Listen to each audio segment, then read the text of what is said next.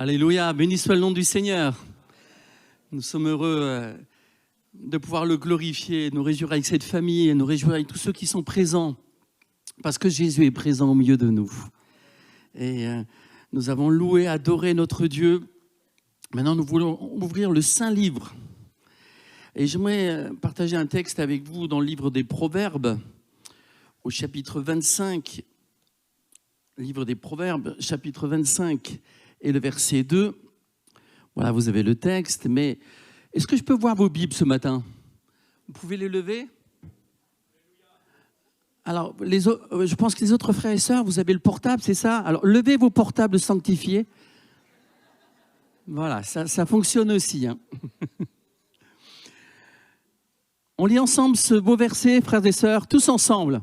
La gloire de Dieu, c'est de cacher les choses. La gloire des rois, c'est de sonder les choses. Encore une fois, s'il vous plaît. La gloire de Dieu, c'est de cacher les choses. La gloire des rois, c'est de sonder les choses. Et le Saint Livre, la Sainte Bible, les Saintes Écritures, ces 66 livres que Dieu nous a donnés, 39 dans l'Ancien Testament, 27 dans le Nouveau Testament, tous ces livres sont merveilleux. C'est là que Dieu a tout caché. Il a caché tous ses trésors. Et vous êtes tous ce matin des rois et des reines. Et vous êtes là pour sonder les richesses de Dieu. Déjà, quand nous écoutons les prières des frères et des sœurs, nous sommes bénis. Lorsque nous écoutons les chants et que lorsque nous chantons, nous sommes en communion avec le Dieu Tout-Puissant. Et quelque chose de merveilleux agit dans nos vies. C'est notre vie de venir à l'église, de voir nos frères et sœurs et de partager notre foi en communauté, parce que c'est là que l'Éternel envoie sa bénédiction, sa vie pour l'éternité. Alléluia. Mais nous avons besoin aussi d'ouvrir constamment le Saint-Livre. Et les pasteurs seront d'accord avec moi, et je pense aussi, vous tous qui êtes venus ce matin, vous serez d'accord de dire que nous pourrions écouter 1000 fois la parabole du fils prodigue, et ce serait comme si c'était la première fois. Nous pourrions encore apprendre des choses. Nul ne peut épuiser la parole de Dieu, et c'est vrai. Nous voulons dire, Seigneur, nous voulons sonder dans les Saintes Écritures les trésors que tu as cachés pour nous. Nous ne sommes pas le fruit du hasard, mais nous sommes des rois et des reines. Et j'aimerais ce matin sonder avec vous un livre qui parfois est négligé, c'est le livre de la Genèse. On lit, donc là, ce n'est pas difficile à trouver, hein. Ce n'est pas Malachie, c'est le livre de la Genèse. Vous pouvez lire avec moi au chapitre 1er, verset 1er. Et c'est le titre de mon message ce matin. Au commencement, Dieu. Au commencement, Dieu créa les cieux et la terre. La terre était informe et vide. Il y avait des ténèbres à la surface de l'abîme et l'Esprit de Dieu se mouvait au-dessus des eaux. Dieu dit que la lumière soit et la lumière fut. Amen. Il y a peut-être des ténèbres dans ta vie. Il y a peut-être quelque chose d'informe et de vide ce matin. Mais le Saint-Esprit va remplir ce qui est vide. Et là où il y a les ténèbres, en écoutant ce matin, eh bien Jésus, en plongeant tes regards dans la parole de Dieu, la lumière va chasser les ténèbres. Parce que la lumière est toujours victorieuse. Jean 8, 12, Jésus dira « Je suis la lumière du monde ». Oui, le livre de la Genèse est inspiré au même titre que les évangiles, que l'Apocalypse, que le livre des psaumes. Toute la Bible est inspirée. Est-ce que nous le croyons, cela? Tout ce que dit Dieu est vrai. Et nous voulons sonder comme des rois et des reines la parole de Dieu et dire oui, c'est vrai. Et j'ai une bonne nouvelle, mon frère et ma sœur. Je ne sais pas si dans ton album photo, tu as un singe ou une guenon. Mais je n'ai aucun cousin qui était un singe. Mon arrière-grand-père, c'était un homme. Et mon arrière-grand-mère, c'était une femme. Et si on retourne, notre ancêtre à tous, quelle que soit notre couleur, c'était Adam. Oui. Moi, j'ai une dent contre Adam. Parce qu'à cause de lui, le travail est devenu pénible. Mais notre grand-mère à tous, c'est Ève. Vous savez qu'elle avait un privilège, Ève, que toutes les femmes aimeraient. Elle n'avait aucune raison d'être jalouse. Elle n'avait aucune concurrente. Elle était la seule. Et c'est magnifique. Dieu a bien fait les choses. Au commencement, Dieu créa. Est-ce que quelqu'un connaît le terme qui fait référence à Dieu? Ici, il est question d'Élohim. Or, Élohim, c'est un pluriel. Et le verbe est au singulier. Et effectivement, pour les rabbins, ils se sont grattés la tête jusqu'à devenir chauves en disant « Qu'est-ce que c'est que cette histoire ?» Puisque, effectivement, le principe du peuple juif, c'est de dire que Dieu est invisible et unique et qu'il y en a un seul. Comment se fait-il que la Bible commence en disant « Au commencement, Élohim » Les dieux. Mais non, il n'y a qu'un seul Dieu. Écoute Israël, Shema Israël, écoute. L'Éternel, ton Dieu, est unique. Il est un. Et il n'y a pas de contradiction. Parce que la Bible s'explique par la Bible. Et ce matin, nous sondons les profondeurs de Dieu par le Saint-Esprit, parce que nul ne peut connaître Dieu si ce n'est l'Esprit de Dieu qui sonde les profondeurs de Dieu. Et grâce à l'Esprit de Dieu, nous avons les révélations de Dieu. Et nous voyons ici l'Esprit de Dieu, le Saint-Esprit. Nous voyons Dieu le Père. Mais nous voyons la lumière. Et nous savons que lorsqu'il est question d'Élohim, c'est un seul Dieu. Le Père, le Fils et le Saint-Esprit. Alléluia. Vous connaissez tous par cœur Jean 1:1. Au commencement, tiens, un autre commencement. Au commencement était la parole. Et la parole était avec Dieu, et elle était Dieu. Toutes choses ont été faites par elle, et rien de ce qui a été fait n'a été fait sans elle. Qui est-ce qui gagne dans ce match? Entre Genèse 1 et Jean 1. Qui est-ce qui gagne par rapport à la durée? Eh bien, ce n'est pas Genèse, c'est Jean chapitre 1. Parce que ici, dans Genèse, il est dit, au commencement, Dieu créa. Mais lorsque Jean, inspiré du Saint-Esprit, est en train de sonder le cœur de Dieu et que Dieu lui parle, il dira, au commencement était la parole. Avant que Dieu ait créé, il y avait la parole. Alléluia. Mais c'est magnifique, cela. Avant qu'il y ait le temps, avant qu'il y ait Rolex, les montres suisses, avant qu'il y ait des Suisses, avant qu'il y ait tous ce comptage, il n'y avait pas le temps. Dieu a créé le temps. Et Dieu est au-dessus du temps. Et j'aimerais te dire que dans ta vie, Dieu fera toutes choses belles en son temps. Parce qu'il est Dieu. Les hommes gâchent leur temps. Tu as gâché ton temps. Mais Dieu te dit ce matin, il est temps que tu confies ton temps à Dieu et ton temps sera bien rempli. Et tu ne le perdras plus. Ton temps sera béni. Aujourd'hui, c'est le temps de laisser Dieu diriger ta vie, gouverner ta vie. C'est le temps d'abandonner tes vanités. C'est le temps de te consacrer au Seigneur. Alléluia. Béni soit l'Éternel. Alors, j'aimerais qu'on prenne l'Épître aux Hébreux que vous connaissez par cœur, du moins le chapitre 11. On ne va pas exagérer parce que comme l'Épître aux Hébreux, c'est costaud, hein? C'est de la bonne nourriture. Petit Philémon Hébreux, chapitre 11. Et j'aimerais réhabiliter ce livre de la Genèse en lui donnant l'importance qu'elle a dans la parole de Dieu. Parce que sans la Genèse, il n'y a pas de fondation sûre. Nous ne pouvons pas remettre en cause la Genèse. Jésus a parlé de la Genèse en disant qu'à la fin des temps, il en sera comme du temps de Noé. Mais Noé, c'est dans la Genèse.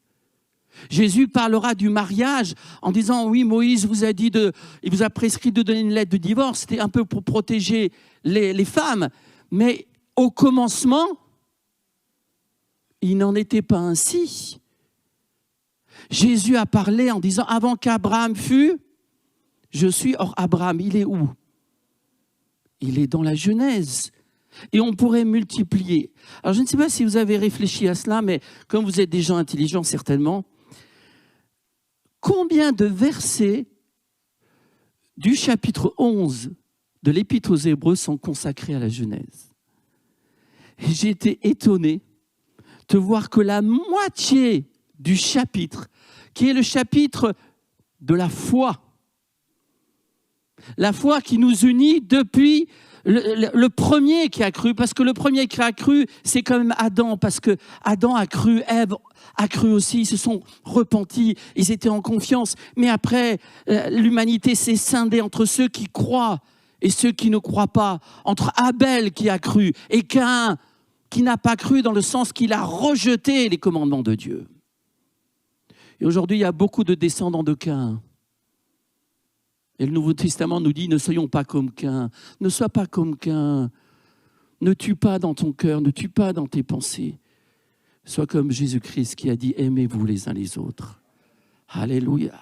Alors ce chapitre 11 est extraordinaire, et vous pouvez le lire du verset 1er jusqu'au verset 23, jusqu'à la fin du verset 22, il est question du livre de la Genèse. Parce que le dernier verset, le verset 22, il est dit « C'est par la foi que Joseph, mourant, fit mention de la sortie des fils d'Israël et qui donna des ordres au sujet de ses os. » Or, Joseph, il est où? Il est dans le livre de la Genèse. Et à partir donc du verset 23, c'est par la foi que Moïse, ça, on est dans le livre de l'Exode.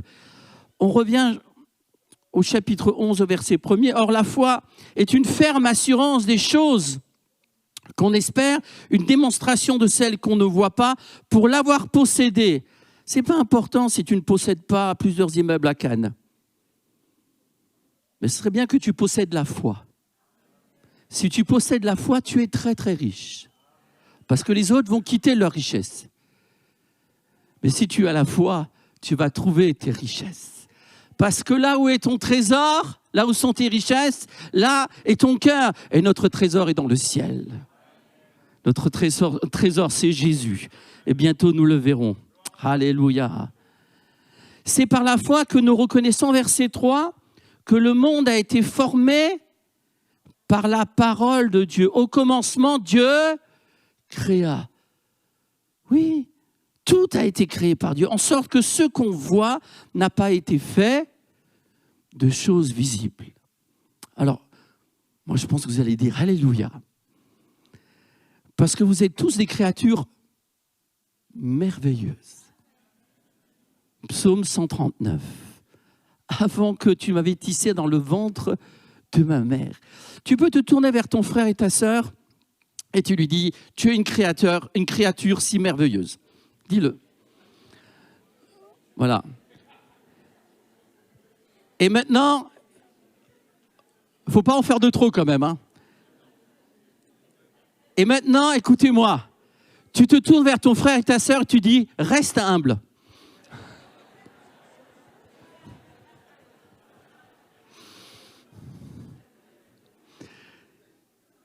Mais la réalité, c'est que si quelqu'un croit vraiment qu'il est le produit de l'évolution, le produit du hasard et de la chance, de quelle chance? Vous savez que nous sommes à l'intérieur de la Voie lactée qui a plus de 450 milliards d'étoiles. Alors, l'homme a créé le portable, mais Dieu a créé les étoiles. Dieu a créé la Voie lactée dans laquelle tu es. Et il y a tellement de galaxies dans notre univers, de sorte que malgré toute la science des hommes, on n'arrive pas à tout expliquer. Alors les scientifiques sont très gentils parce qu'ils ne se trompent jamais, les scientifiques. Dès qu'ils découvrent quelque chose de nouveau, ils disent « une nouvelle lumière a été jetée sur ce sujet ». Mais en fin de compte, ils s'étaient trompés avant. Mais moi, j'aimerais te dire que la Bible est vraie. Tout ce que dit la Bible est vrai. Tu n'es pas le produit du hasard. J'aimerais que tu comprennes et que tu sondes cela. Tu n'es pas n'importe qui. Tu n'es pas un numéro de sécurité sociale, de carte bleue, n'est-ce pas? Et tu n'es pas appelé à prendre la marque de la bête. Mais Dieu t'a donné un nom nouveau. Jésus nous donne un nom. Si quelqu'un est en Christ, il est une nouvelle création. Et si nous sommes une nouvelle création, nous voulons grandir dans la foi de Dieu. Amen. Dieu t'aime tellement qu'il a donné son Fils. Si tu n'étais pas important, eh bien, il n'aurait pas donné son Fils pour toi. Dieu n'a pas donné son Fils pour les anges. Les anges qui sont rebellés sont enchaînés éternellement dans les ténèbres, nous dit l'épître de Jude. Qui, en parenthèse, l'épître de Jude nous parle aussi de la Genèse, beaucoup de la Genèse. Est-ce que tu sais que Dieu t'aime tellement? Alors, ce n'est pas dans les livres de science que tu vas trouver de quoi remplir ton cœur. Nous ne sommes pas contre la science. Nous remercions le Seigneur pour la médecine, pour les progrès de la science. Mais les scientifiques meurent. Le monde passe et sa convoitise aussi. Mais celle qui fait la volonté de Dieu demeure éternellement. Alors tu peux le dire, oui, je suis une créature si merveilleuse parce que je suis en Christ. Je suis plus blanc que neige. Alléluia. Le sang de Jésus m'a purifié. Ce samedi à la prison de Monaco, j'étais avec une fille de 23 ans, une maman de 23 ans. Elle a 23 ans et elle a 2 enfants. Elle est en prison parce qu'elle a volé. Et je lui ai dit, mais ce n'est pas le plan de Dieu pour toi. Ce n'est pas le plan de Dieu pour toi. Ça, c'est le plan du diable. Le diable a son plan. Mais j'aimerais que tu lèves les yeux. Ce n'est pas le plan de Dieu que tu sois sur ton portable toute la journée. Tu trouves que c'est tellement important. Tu ferais mieux d'entendre cette phrase au commencement Dieu. Et sans que tu comprennes que le Dieu éternel est là, qui veut te bénir, ta vie sera toujours informe et vide. Elle sera sans saveur, sans texture. Elle n'aura pas de valeur si tu ne comprends pas qu'il faut ce commencement divin. Tant que tu ne peux pas dire « Notre Père, mon Père qui est aux cieux ». Tant que tu ne confesses pas que Jésus est le Fils de Dieu. Et nul ne peut dire que Jésus est Seigneur si ce n'est par le Saint-Esprit, la Trinité. Oh Seigneur, la Genèse est inspirée. La Bible dit la vérité. Il y a certains versets du Nouveau Testament, on a parlé de Jean 1, mais il y a aussi Éphésiens, ils vont plus loin que la Genèse. Parce que dans Éphésiens, il est dit que nous avons été choisis dès avant la fondation du monde. Vois combien tu es important. Tu as le titre ce matin de bien-aimé de Dieu. Tu es bien-aimé. Quel amour Dieu a manifesté. À lui soit la gloire. Il est au milieu de nous. J'aimerais que tous tes soucis soient chassés. Parce que ce matin, pour toi, il y a un nouveau commencement. Mais pas sans Dieu. Avec Dieu le Père, avec son Fils, avec l'Esprit. Tout peut changer. À lui soit la gloire. Amen. Alors, la Genèse est un livre inspiré et nous voulons le sonder. Et nous nous réjouissons que toute parole de Dieu, toute écriture de Dieu est insufflée de Dieu, inspirée de Dieu. C'est aussi un livre qui est mystérieux. On lit ensemble dans Genèse chapitre 5, au verset 21. Nous voyons ici un mystère. Genèse 5, 21. Hénoch, âgé de 65 ans, mais à l'époque, ils étaient à peine adolescents, à 65 ans. J'ai dit à une sœur un jour, qui avait vraiment un âge très avancé, dit, mais vous êtes dans l'adolescence de la vie éternelle. Mais bon, 65 ans avant le déluge, c'était vraiment pas beaucoup. À 65 ans, donc, il a engendré Méthusélah, Hénoch, après la naissance de Méthusélah. C'est-à-dire, avant, il ne le faisait pas. Il a vu un miracle dans sa vie. Cette naissance l'a transformé. Et ce qui nous transforme, c'est la nouvelle naissance. Nous sommes nés de Dieu. Nous sommes enfants de Dieu. J'aimerais que ce matin, quelque chose te transforme par la grâce de Dieu. qu'il y a un commencement. Parce qu'au commencement, Dieu créa, mais maintenant c'est un commencement pour toi. Dieu agit ce matin dans l'église de Cannes. Dieu agit pour toi, parce qu'il t'aime. Oui, ce qui a changé Enoch, c'est la naissance de Méthusélah. Eh bien, ça a tellement changé qu'il a marché avec Dieu, combien? Pendant 300 ans. Et il engendra des fils et des filles. Tous les jours d'Enoch furent de 365 ans. Enoch marcha avec Dieu, puis il ne fut plus parce que Dieu le prit. C'est magnifique cela. Enoch, c'est l'église de Jésus-Christ qui marche avec Dieu. Quel mystère! À l'époque, il n'y avait que lui qui marchait ainsi avec Dieu. Est-ce que tu marches avec Dieu, mon frère? Ma sœur, est-ce que tu sondes la parole de Dieu? Nous lisons dans Éphésiens, s'il vous plaît, à propos de la marche de Dieu. Le Seigneur veut que tu marches. Tu n'as pas besoin toujours de gravir des montagnes, de faire des choses extraordinaires. Dieu veut que tu marches avec lui.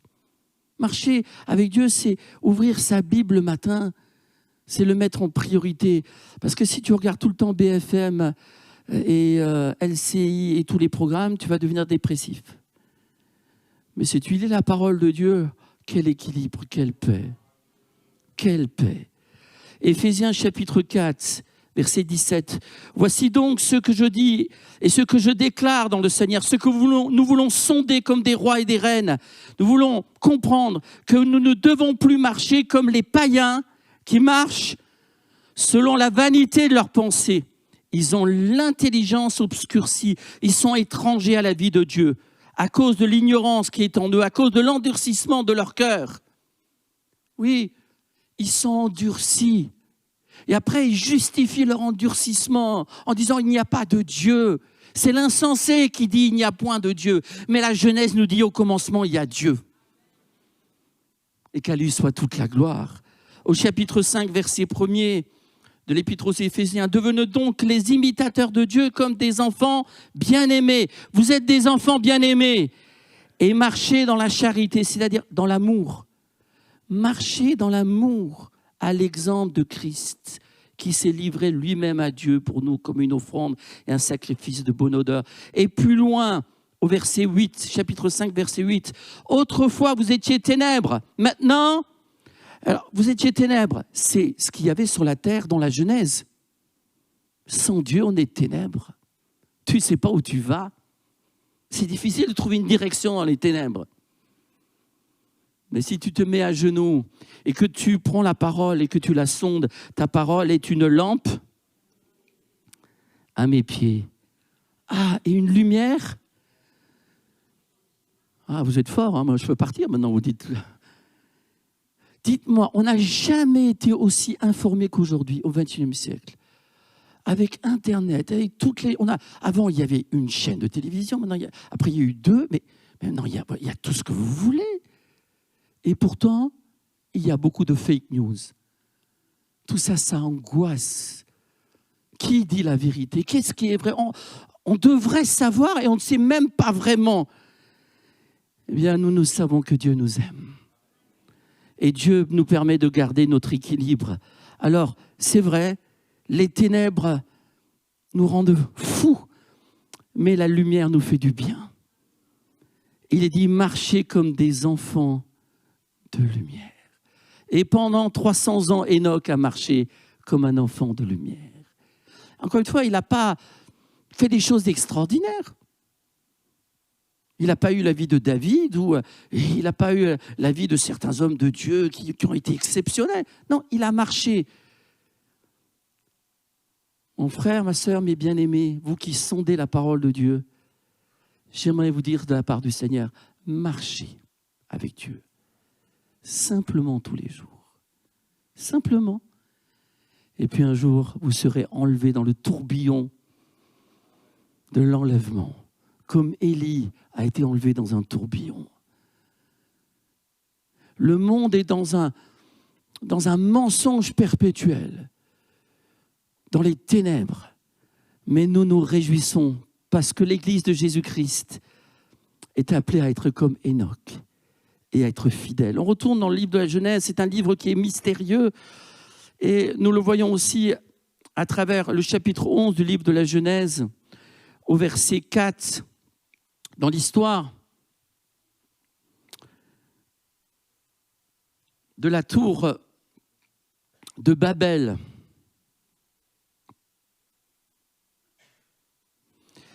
Ils dirent encore, allons, bâtissons-nous une ville et une tour dont le sommet touche au ciel, et faisons-nous un nom, afin que nous ne soyons pas dispersés sur la face de toute la terre.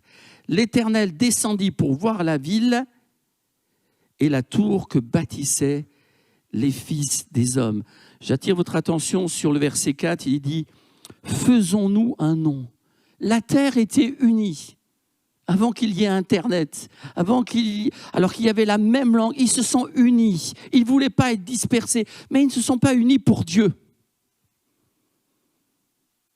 Qu'est-ce que tu cherches? Tu ne peux pas être uni à ceux qui n'aiment pas le Seigneur. La Bible dit, séparez-vous et je vous accueillerai. Le verset précédent, dont Jean-Luc a parlé ce matin, nous dit, mais séparez-vous, je serai un père pour vous, je vous accueillerai comme des fils et des filles, je serai le Tout-Puissant. El Shaddai. Genèse 17.1, El Shaddai. Abraham a été appelé à manger, à boire avec tous les idolâtres d'Ur en Chaldée. Non, il a été appelé à se séparer. Sépare-toi. Dans le bon sens du terme. Ne te mets pas à part parce que tu aurais des choses particulières, mais sépare-toi dans la façon de vivre. Aujourd'hui, de plus en plus, qu'est-ce qui se passe? Les gens sont en train de reconstruire cette tour de Babel. Et c'est pour ça qu'elle sera jugée dans le livre de l'Apocalypse. Le monde est en train de s'unir pour se faire un nom, pour se glorifier. Mais nous voulons proclamer qu'il n'y a aucun autre nom qui nous ait été donné sous le ciel par lequel nous puissions être sauvés. Et que là où 2 ou 3 sont assemblés, il est au milieu de nous. C'est le nom qui te guérit ce matin, le nom de Jésus. C'est le plus beau de noms. C'est le nom au-dessus de tout nom. Et par son nom, les démons sont vaincus. Et à cause de son nom, la main de Dieu est en notre faveur. Alléluia. Nous avons le nom de Jésus et nous nous séparons du péché. Même les publicités à la télé sont impudiques et pécheresses. Avant, on pouvait regarder une publicité, mais si on regarde bien aujourd'hui, mais le péché s'est inséré partout et c'est un peu comme le diable qui tient la télé. On ne va pas être trop négatif. Mais il y a des choses qu'il ne faut pas que tu regardes. Ne regarde pas la tour de Babel. Regarde la croix. Regarde. Regarde les oiseaux. Dieu les nourrit. Dieu te nourrira aussi. Regarde tes frères et sœurs qui t'aiment. Regarde les anciens de l'Église qui sont fidèles depuis des années et suis leur exemple. Alléluia. Mais quel Dieu merveilleux nous sommes des rois et des reines et nous voulons sonder les choses de Dieu et nous glorifier dans sa parole, dans ce merveilleux livre de la Genèse qui est inspiré et qui est mystérieux. Je termine. C'est aussi un livre qui est prophétique. Oui, c'est un livre qui est prophétique, qui nous parle de l'avenir. Il y a beaucoup de versets qui nous parlent de l'avenir. Jésus dira aux contemporains, aux gens de son époque, il leur dira, mais vous sondez les Écritures, mais toutes les Écritures parlent de moi. Nous ne pouvons pas comprendre le livre de la Genèse sans cette clé divine qui s'appelle Jésus. Qu'a dit notre Seigneur au serpent? Qu'est-ce que Dieu a dit au serpent? C'est Dieu qui l'a dit au diable. Il dit, mais tu vois, cette femme que tu as fait chuter, eh bien moi, je vais la relever. Tu as mis le doute en elle, mais moi je mettrai la foi en elle. Et c'est par elle et c'est par sa postérité, c'est par la postérité de la femme, c'est-à-dire Jésus. Dès le départ, Dieu dit, c'est par la postérité de la femme, des femmes et des hommes de foi, c'est par Jésus que tu seras vaincu. Alléluia. Jésus, dans le désert, a lié le diable et après il a pillé toutes ses victimes. Pendant 3 ans et demi, Jésus a guéri, a délivré, a chassé les démons, a ressuscité, a annoncé le royaume des cieux. À la croix du calvaire, il a écrasé sa tête. Les principautés, les dominations dans les lieux célestes, eh bien, ont été exposées, elles sont vaincues. Si un homme a péché, Adam a péché, le nouvel Adam a triomphé. Il est à la droite du Père. Alléluia. Mais c'est magnifique cela. C'est extraordinaire. Alors, je me réjouis parce que lorsqu'il est question d'Abraham qui voit Melchisédek, que nos frères et sœurs ont apporté le pain et le vin, eh bien, dans le livre de la Genèse, Abraham, qui était souvent seul, a vu un homme venir. Il était roi de Salem, de Jérusalem. Le vrai roi, c'est Jésus-Christ. Alléluia. Et il a amené du pain et du vin. C'est une préfiguration de ce que les églises dans le monde entier font le dimanche matin. De ce que nous avons fait. Et tu es invité à cette table. Melchisédek, c'est dans la Genèse. Tu es sacrificateur pour toujours, selon l'ordre de Melchisédek. Psaume 110, et après l'Épître aux Hébreux en parle. C'est prophétique. Jésus n'est pas selon l'ordre d'Aaron, il est bien avant. À lui soit la gloire de toute éternité, il est Dieu. Il est El Shaddai, il est Yahvé, il est celui qui est éternellement, et qu'à lui soit toute la gloire. Mais c'est magnifique. Et je termine sur cette pensée, cette dernière pensée par rapport à ce livre prophétique. C'est dans Genèse 50. Si vous voulez bien prendre vos Bibles et vos portables sanctifiés, s'ils le sont.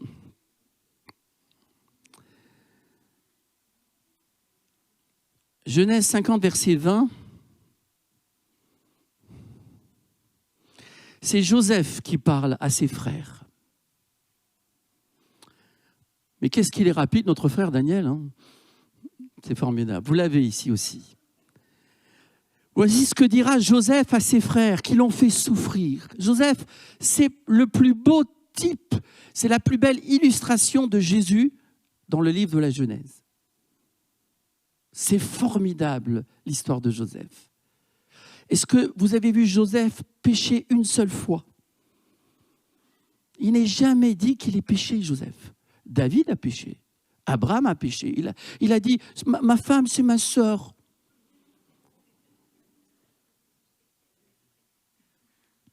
Quand même. Tu ne fais pas la différence entre ta sœur et ta femme, c'est un peu embêtant. Mais bon, il savait très bien ce qu'il disait. Hein. Parfois, on s'arrange. Hein. Mais Joseph, non, jamais. Jamais nous ne le voyons pécher. Il ne veut pas de la femme de Potiphar, il ne veut pas du monde. Comment pécherais-je contre Dieu? Non. Il explique toutes choses. Il explique tous les rêves, tous les songes. Il dit la vérité. Il explique la grâce et le jugement de Dieu. Et ses frères qui l'ont haï, qui voulaient sa mort, il leur pardonne. C'est le symbole qu'à la fin des temps, l'Israël de Dieu va se repentir et ils vont reconnaître Jésus comme leur Messie, leur Sauveur. Et nous nous réjouissons pour cela. Vous aviez médité de me faire du mal. Au commencement, Dieu, malgré le mal que les hommes font, malgré la révolte du diable et la révolte des hommes, Dieu est plus grand. Malgré tout ce que tu as souffert dans ta vie, toutes les blessures que tu as eues, malgré tes péchés, malgré tes ténèbres, tes égarements, tes blasphèmes, Dieu a changé tout cela par la croix. Vous aviez médité de me faire du mal, mais Dieu l'a changé en bien. La croix, mais quel mal on frappe notre bien-aimé Sauveur, de la haine, de la violence, mais Dieu l'a transformé en bien. La croix est capable de tout changer. La croix change le blasphémateur Saul de Tarse en apôtre de douceur. La croix peut te changer. La croix peut sanctifier ta langue, peut sanctifier tes pensées. Alléluia. Qui est-ce qui régnait? Qui est-ce qui donnait le pain de vie? C'est Joseph. Tout le monde venait vers Joseph. Tout le monde connaissait Joseph. Eh bien, nous connaissons le roi des rois et le seigneur des seigneurs. Il est temps que tu viennes à Dieu. Demande à Jésus et ton cœur sera rassasié. Il a une destinée éternelle pour toi. Et c'est un livre prophétique parce qu'à la fin des temps, les Juifs, donc les frères de Joseph, qui n'ont pas reconnu Joseph parce qu'il était habillé à l'égyptienne. Mais Joseph va leur dire, c'est moi qui suis votre frère. Et celui qui règne et qui a été cru parmi les nations, qui a été prêché dans le monde un jour, sera reçu par le peuple d'Israël. Nous sommes reconnaissants envers le peuple d'Israël parce qu'ils nous ont donné la Sainte Bible et ils nous ont donné Jésus. Et même s'ils l'ont rejeté en tant que peuple, à la fin des temps, Dieu a rendez-vous avec eux. Alors nous aimons ce peuple. J'aimerais qu'on puisse tous se recueillir, s'il vous plaît. Puissions nous recueillir et faire un bilan dans notre vie, de notre vie. Où en es-tu? Tu n'as pas été créé pour la vanité, mais pour l'éternité. Tu as été créé pour ton Père. Ton Père qui t'a donné un grand frère qui s'appelle Jésus. Ce grand frère qui t'a donné le Saint-Esprit. Au commencement, Dieu était là. Vous savez, Dieu a eu le premier mot. J'aimerais dire qu'il aura le dernier mot. C'était la conclusion de mon message. Il a eu le premier mot, il aura le dernier mot. Mais j'aimerais que toi, ce matin, tu ne t'égares pas. Et si c'est le cas, reviens dans le chemin étroit et resserré. Reviens vers Jésus-Christ. Reviens vers lui. Dieu t'aime tellement. Veux-tu laisser Dieu agir? Crois que le livre de la Genèse est inspiré pour toi. Rentre dans ces mystères. Rentre dans ces prophéties de Dieu. Tu connaîtras le vrai sens de ta vie. Sonde la parole de Dieu tous les jours. Marche avec Dieu tous les jours. Et tu seras heureux. Heureux ceux qui écoutent la parole de Dieu et qui la mettent en pratique. Ce matin, dans le secret de ton cœur, ferme la porte maintenant à tous les mensonges, à tous les bruits et dis, Jésus, c'est toi qui m'as tout donné. Je veux revenir à toi de tout mon cœur. J'aimerais que tu puisses dire, je veux aimer l'Éternel, mon Dieu, je veux aimer Jésus de tout mon cœur, de toute mon âme, de toute ma force et de toute ma pensée. Est-ce que c'est vrai ce matin? On reste dans le recueillement. On reste dans l'adoration.